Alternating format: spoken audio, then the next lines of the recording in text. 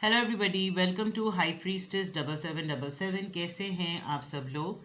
मैं आ गई हूँ एक और फ्रेश रीडिंग के साथ, और आज की रीडिंग में मैं ये चेक करूँगी कि आप जिस भी पर्सन के साथ रिलेशनशिप में हैं और जिस भी नौयत का आपका उसके साथ रिश्ता है, क्या आपको इस रिलेशनशिप में शादी नज़र आ रही है, यानी कि क्या आपका पर्सन आपसे शादी करेगा या करेंगी। क्योंकि जेंडर स्पेसिफिक तो बिल्कुल भी नहीं होता, कहीं मर्द हजरात नहीं राज़ी हो रहे होते तो कहीं पे ख़वातीन राज़ी नहीं रही होती। रिगार्डलेस आप दोनों के दरमियान जो भी रिलेशनशिप की सिचुएशन है, ये रीडिंग सबके लिए ओपन है। आप जनरली भी इसको देख सकते हैं, अपने पर्सन को माइंड में रख के ये रीडिंग देख सकते हैं कि क्या ये पर्सन आपसे शादी करेगा या करेगी या नहीं। ठीक है, मैं बीइंग अ वुमेन इसको वुमेन पॉइंट ऑफ व्यू से रीड करूँगी, तो हो सकता है मैं सिर्फ मर्द हजरात को ही एड्रेस करूँ, लेकिन जो मर्द हजरात देख रहे हैं वो भी इसके ऊपर रिलाई कर सकते हैं और चेक कर सकते हैं कि वो अपने पार्टनर को माइंड में एज अ वुमेन देखें। ठीक है, तो देखते हैं। ये रीडिंग टाइमलेस होगी, जनरल होगी और कलेक्टिव होगी। जब कभी भी आपकी नज़र से गुजरे तो ये आपका उस वक्त का मैसेज होगा। मैसेज आपने वही लेना है जो लगे आपको अपनी सिचुएशन से मैच करता हुआ। टैरो में ये मैसेजेस आए हैं, सब आपने अपने ऊपर इम्पोज नहीं करने और इनकी बेसिस पर आपने कोई भी फाइनल डिसीजन नहीं बनाना। आप अपनी प्राइवेट रीडिंग करवाएं। डिस्क्रिप्शन बॉक्स में मेरा नंबर मौजूद है, साथ ही में सेकंड चैनल का लिंक मौजूद है, और दोनों ही चैनल्स पर रीडिंग लेने के लिए मेरा कॉन्टैक्ट नंबर एक ही है। So without any further delay, सबसे पहले आप दोनों के रिलेशनशिप की स्टेज फेस चेक करती हूँ मैं, किस तरह का रिश्ता है इस वक्त आप दोनों के दरमियान। लेट्स सी कि किस तरह का रिश्ता है आप दोनों के दरमियान। आप दोनों के रिलेशनशिप की एनर्जी क्या निकल कर आ रही है, please guide me. 7 of cups, Cancer, Scorpio, Pisces, high priestess, Pisces, and then 10 of pentacles. लो भाई, हो गया काम। आप तो किसी मैरिड पर्सन के साथ डील कर रहे हैं, शायद इसीलिए आपके माइंड में ये क्वेश्चन आया। मैंने उस एनर्जी को रिसीव किया और रीडिंग आपके पास हाजिर है।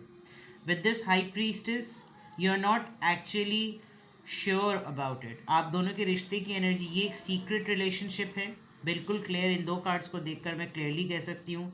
हो सकता है ये रीडिंग सबके साथ मैच भी ना करे। अगर शादीशुदा नहीं हैं तो एटलीस्ट आपको इतना तो ज़रूर पता है कि आप इनकी सेकंड या फर्स्ट प्रायोरिटी पर नहीं हैं। आप इनको लिटरली किसी के साथ देख सकते हैं कि चांस किसी भी वक्त जो है ना दूसरे का छक्का चौका लग सकता है। सही है, आपने भी रिसेंटली अगर इनकी टैरो रीडिंग करवाई है तो वहाँ से भी आपको मामला ज़रा से फिशी ही पता चले हैं। दूसरा, मैं आपके रिलेशनशिप में ये देख रही हूँ बात कि आपको कभी भी जब कभी भी इस टॉपिक पर आप लोग दोनों आते हैं तो हर दफ़ा आपको ये कहकर इत्मीनान दिला दिया जाता है कि यार तुम खुद देखो, अभी लाइफ में बहुत से मसले हैं। मैं खाली इस रिश्ते को प्रेफरेंस मेरी तरफ से नहीं दी जा सकती, बिकॉज़ बहुत सारी चीज़ों को सेट करना है। क्योंकि इन दी एंड तो देखो, ये होना तो यही है, इन दी एंड तो यही हो जाएगा। अभी कुछ चीज़ों को मनाना है, बनाना है, संवारना है, अभी बहुत कुछ ऐसा करना है। इनके अगर तो ये मैरिड इंसान है तो इनके बच्चों में से कोई आपके बारे में जानता है, because the child is looking at you. और अदरवाइज़ हो सकता है इनकी पहली शादी या इनका पहला जो मामला है वो भी जान पहचान वाला ही हो, और आपको हैरत होती होगी कि पसंद का पहले भी मामला हुआ, उसके बाद मेरे साथ भी इनकी पसंदीदगी होगी, तो ये कौन सा रिश्ता होगा। लेकिन आप दोनों में ये तमाम चीज़ें, जान पहचान, अब एक दूसरे के बारे में सब कुछ जानने के बावजूद भी ये रिश्ता अपनी जगह कायम दायम नज़र आ रहा है। हाँ, पर्टिकुलरली अगर कहा जाए, बाकायदा तौर पे अगर शादी, कमिटमेंट, रिलेशनशिप क्लोजर पे बात कही जाए, तो आप अभी पहली प्रायोरिटी और पहली चॉइस पर नहीं हैं। आपकी लाइफ में ये अभी नहीं होते होंगे, इनकी लाइफ में आप अभी नहीं होते होंगे। ये मामला वाइस वर्सा भी चलता होगा। आपको कोई क्लोजर मिले तो आप स्टैंड लें तो मामला आपके लिए नहीं सही चलते होंगे। ये आपके लिए कोई स्टैंड लें तो इनके लिए मामला फिर सही नहीं चलते होंगे। टैरो रीडिंग्स देख देख कर आपको शायद बहुत सारी चीज़ों का आइडिया भी हुआ है, कुछ चीज़ों को आपने अपनी लाइफ में अप्लाई भी किया है। अप्लाई करने के बाद कुछ चीज़ें आपके सामने खुल भी गई हैं, तो आपका एक तरीके से जिसे कहना चाहिए ना, एक हल्की सी इनसिक्योरिटी या डाउट जो था वो अब कंफर्मेशन में भी बदल गया है। बिकॉज़ यहाँ जो लड़की हाथ में कार्ड लेकर या तस्वीर लेके बैठी हुई है, ये कार्ड शादी का कार्ड भी हो सकता है, ये कोई प्रूफ हो सकता है, ये कोई तस्वीर हो सकती है, ये कोई टैरो रीडिंग का क्लू हो सकता है, ये कुछ भी हो सकता है जिसमें उसकी आंखों से आंसू बह रहे हैं। तो आप दोनों के रिलेशनशिप में बहुत जानने के बावजूद चाहते हुए भी एक बड़ा समझौता नज़र आ रहा है। नाउ आई विल चेक, क्या ये पर्सन जिसके साथ आप मोहब्बत करते हैं, जिससे आपकी मोहब्बत है, जिसके साथ आपका अफेयर है, क्या ये पर्सन आपसे शादी करेगा? Please give me the answer of this question. 10 of wands, मैंने कहा था कि ऑप्शंस बहुत हैं। 10 of wands, queen of pentacles, Taurus, Virgo, Capricorn, the sun, Leo, 8 of wands, Aries, Leo, Sagittarius, and ace of swords. Well, ये जिसके साथ as a second party हैं, उस सेकंड पार्टी ने इनको बहुत कुछ दिया है लाइफ में। इनके रोल्स और रिस्पॉन्सिबिलिटीज़ बहुत ज़्यादा हैं।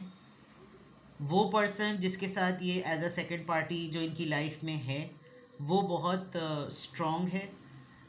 इनको इनके लिए एक सपोर्ट मैकेनिज़्म है उसका, यानी कि इनसे बेटर है, ठीक है, आपके पर्सन से बेटर है, ख़ातून हो या मर्द। प्रायोरिटी पर वो डेफिनेटली है। अब मुझे इसका आंसर बिल्कुल क्लियर मिल गया कि प्रायोरिटी पे वो बिल्कुल है। जब कभी भी ये स्टैंड लेने के बारे में सोचते हैं तो इनको बार बार इस बात का ख़याल आता है कि शायद पहली ज़िंदगी में, यानी कि जो मैंने ज़िंदगी पहले गुजारी है पार्टनरशिप में, उसको ही शायद ये कहीं ना कहीं इंसान फ़िक्स कर रहा है, और उसको फ़िक्स करने के चक्कर में इसने आपसे मुलाकात की है। जो ज़ाहिर क्वीन ऑफ पेंटिकल्स में जो चीज़ आ जाती है, वो फिर रेगुलर सरफेस पर अपने पार्टनर को वो चीज़ नहीं देते। इंसान कमिटमेंट करके किसी से उसको रिश्ते में लेकर आए, फिर जो कमिटमेंट्स हुई हों, हालात के नाते वो चीज़ें वो फुलफ़िल ना हो रही हों, और फिर उसके ऊपर एक गैप आ जाए कम्युनिकेशन का, तो ये मसले हो जाते हैं। बिकॉज़ कम्युनिकेशन का कार्ड नज़र आ रहा है।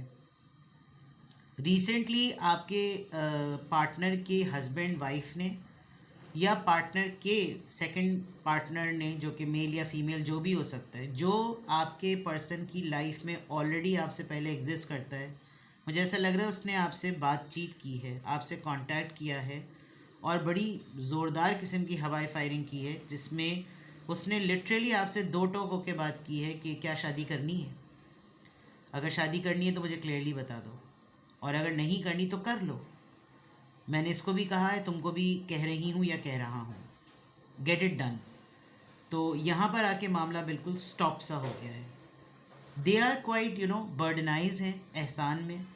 और अगर इसके भी देखें, हाथ से सारे कार्ड्स गिर रहे हैं।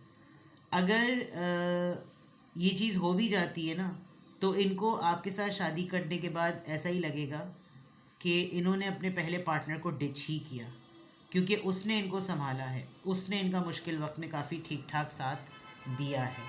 क्लैरिफाई करते हैं, क्या ये शख्स आपसे शादी करेगा या करेगी? जेंडर आप अपने अपने हिसाब से ले लें।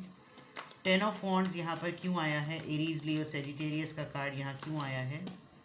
9 ऑफ पेंटिकल्स। देखिए, जो जिम्मेदारियों को निभाने में अगर ये अपना कोई कंट्रीब्यूशन नहीं दे रहे ना, तो हो सकता है कि ये या तो अपने आप को आज़ाद करवा लेना चाहते हो, या ये पर्सन को आज़ाद करवा लेना चाहते हो, क्योंकि इनको ये पता है कि मुझसे ज़्यादा कैपेबिलिटी इसमें ख़ुद है ज़िंदगी को संभालने की। तो मैं उस वक्त तक तो शादी करने के मूड में नहीं हूँ जब तक ये इंडिपेंडेंटली खुलकर मुझे सामने से ये ना कह दे कि नाउ यू आर फ्री। तो इनकी बहुत सारी जिम्मेदारियों में अगर ये एक ही चीज़ जो निभा पा रहे हैं वो ये कि ये पाबंद हुए हुए हैं एहसान के ना तले, ठीक है ना। और ये चाहें तो सब कुछ छोड़ भी सकते हैं, क्योंकि इतना तो है इनका कि अगर ये किसी से डिटैच होते हैं तो कुछ अरसे तक ये अकेले रहना चाहेंगे। आपको शायद इन्होंने कहा हुआ हो, लेकिन वो समझ लीजिए कि वो एक बहाना है। अगर इन्होंने अपने पहले वाले पार्टनर से टर्म्स ख़त्म किए तो ये शायद आपसे इमीडिएटली शादी ना करें, क्योंकि असल में इनको वहाँ से आज़ाद होना है। सही। क्वीन ऑफ पेंटिकल्स यहाँ पर क्यों आया है? क्वीन ऑफ पेंटिकल्स यहाँ पर क्यों आया है? 4 ऑफ वॉन्ड्स। यहाँ देखिए मामला जमा हुआ है, वहाँ पर भी ये जो फर्स्ट पार्टी या सेकंड पार्टी है वहाँ पे भी ऑलमोस्ट इन्होंने चीज़ों को लटकाया हुआ ही है। बस ये कह लें कि वहाँ सपोर्ट सिस्टम ज़्यादा हो गया, अपर हैंड हो गया, और कमिटमेंट का झुकाव उस तरफ ज़्यादा है। हैं ये बहुत लग्जीरियस लाइफस्टाइल को पसंद करने वाले, इनको हर तरह का बहुत ही फैंसी लाइफस्टाइल पसंद होगा। तो ज़ाहिर सी बात है उसको मेंटेन करने के लिए अगर आप इस तरह के केपेबल पर्सन हैं कि साथ में इतना सब कुछ इनके साथ करें जैसे कि इस पार्टी ने किया हुआ है, तो इनका झुकाव उस तरफ नहीं होगा। या तो ये ऑफिशियल रिलेशन अनाउंस हुआ है या फिर मंगनी हुई हुई है, जिसकी वजह से डिसीजन लेना अभी मुश्किल है। The sun card, the sun card यहाँ पर क्यों आया है? टू ऑफ वॉन्ड्स, समझ जाइए दो चीज़ों में फंसे हुए हैं, डिस्टेंस पर रहते हैं, लॉन्ग डिस्टेंस रिलेशनशिप है, इस वजह से ज़्यादा राह फरार करने का मौका मिल जाता होगा, इतनी ज़्यादा ज़िद बहस नहीं होती होगी, लेकिन यहाँ नज़र आ रही है। Eight of wands, eight of wands, ये कम्युनिकेशन, ये ट्रैवल, ये अप्रोच, ये सोच यहाँ पर क्यों नज़र आ रही है? द स्ट्रेंथ, हिम्मत करने की बात है जनाब, इस बात को एडमिट करने की बात है। अगर वहाँ फाइनेंशियल सपोर्ट है तो यहाँ इमोशनल सपोर्ट है। इनके जो अंदर के दुख और घाव हैं वो आपने शायद हील किए हैं, या इस पर्सन ने पहले इनके इमोशनल सपोर्ट की थी, फिर इनकी फाइनेंशियल सपोर्ट बनी है, और अब इनको समझ में भी नहीं आ रहा कि ये आपको बताएं कैसे, कि इनके अंदर हिम्मत नहीं हो पा रही है। एस ऑफ सोर्ड्स यहाँ पर क्यों आया है? एस ऑफ सोर्ड्स यहाँ पर क्यों आया है?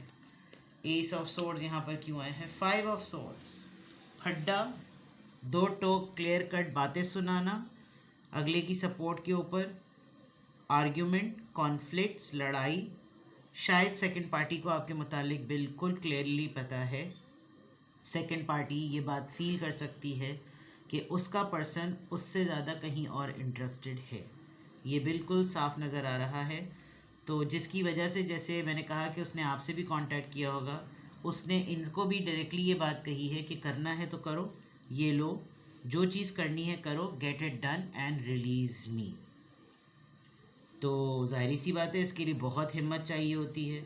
डिसीजन मेकिंग की क्लैरिटी सेकंड पार्टी के पास बिल्कुल ज़ोरदार तरीके से है, लेकिन आपके पर्सन के पास नहीं है।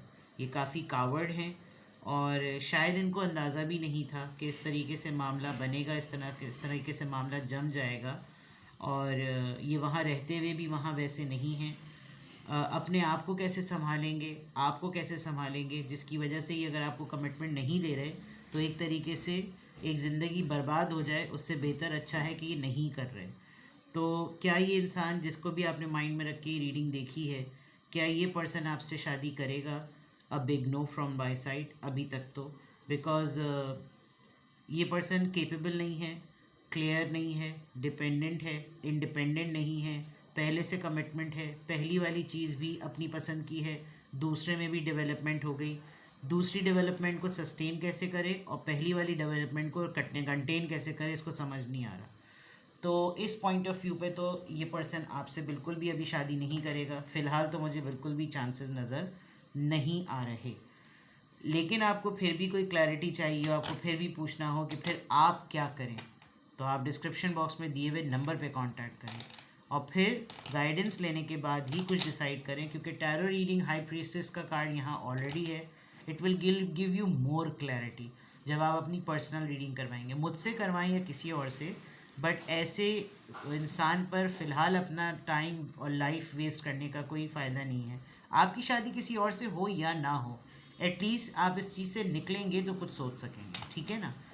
इतना तो मैंने आपको गाइड कर दिया, बाकी आपकी मर्ज़ी है। आप सिंगल क्वेश्चन पूछना चाहें सिंगल क्वेश्चन, 20 मिनट्स या 30 मिनट्स, आपकी अपनी मर्ज़ी है। अपना बेहद ख्याल रखें। Private readings free of cost नहीं है। Bye bye.